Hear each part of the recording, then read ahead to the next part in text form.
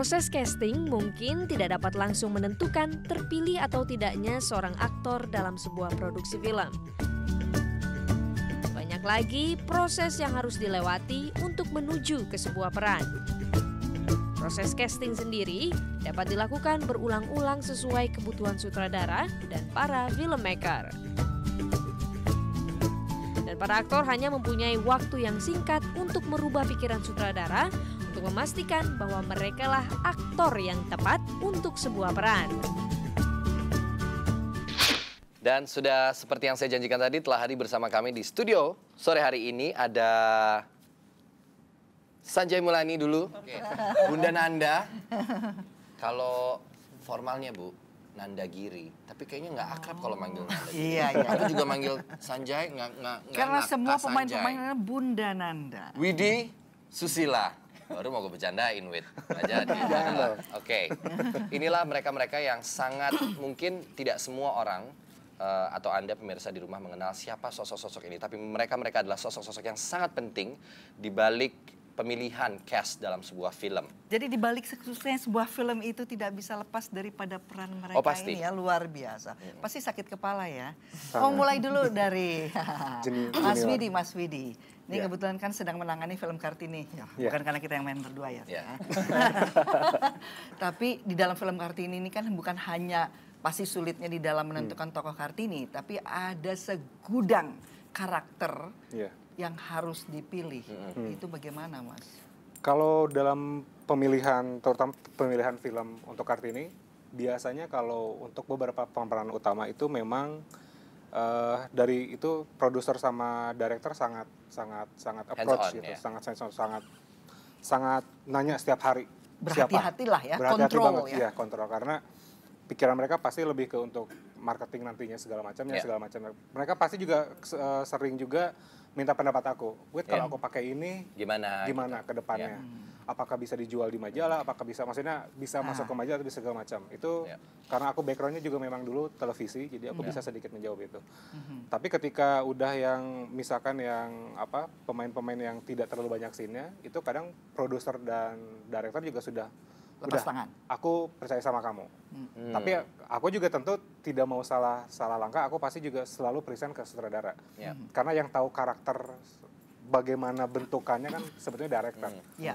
Aku biasanya bertanya dulu karakter itu tuh maunya gimana. Kalau untuk Kak Sanjay sendiri dalam pemilihan cast gitu ya, biasanya tuh pemilihan dasarnya apa ya? Karena kan ada satu stigma bahwa memilih bintang utama itu yang safe, kalau mau aman biasanya memang yang sudah memiliki nama. Kayaknya kok kita nggak punya sama sekali the newcomer yang punya potensi pastinya dan it's gonna be the next star. Kita lihat di bioskop dia lagi.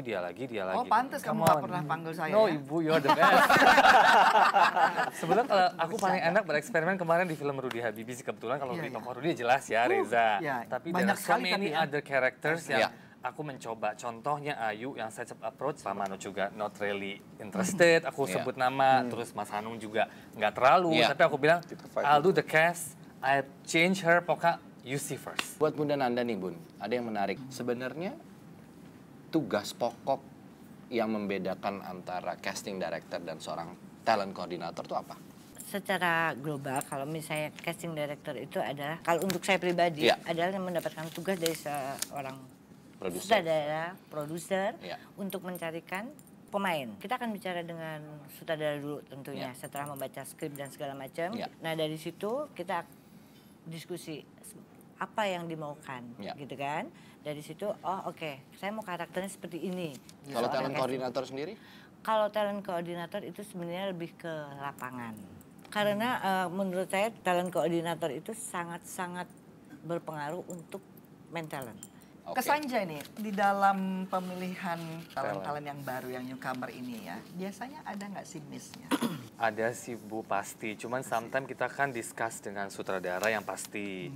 Produser juga sometimes kalau sudah mau satu nama, we have to follow ya kan. Karena mungkin seperti tadi, penting untuk marketingnya, untuk salesnya, atau untuk promonya. Sekarang kan social media very penting ya, jadi emang dilihat semuanya secara packaging. Jadi emang kalau emang secara role emang cocok untuk si A atau si B yang harus punya nama banget ya, we are fine, itu nggak ada masalah. Tapi kita juga approach beberapa nama yang kita rasa dari casting itu bahwa ini cocok loh, tetap pilihan balik lagi ke mereka. Prioritasnya mana biasanya memilih yang cocok sesuai dengan karakternya dan kemampuan dari si talent itu sendiri atau yang memang nama besarnya? Sebetulnya kemarin contoh balik lagi, sorry saya sebut Rudy, karena tokoh Ilona aja dia nggak ada kepikiran Chelsea awalnya kan, karena maunya bule. Dan saya pikir ya it's okay with somebody new kan, as long as secara karakter dapat. Mas Widi, kalau melihat sama mungkin seperti di Rudy Habibie gitu ya, yang castingnya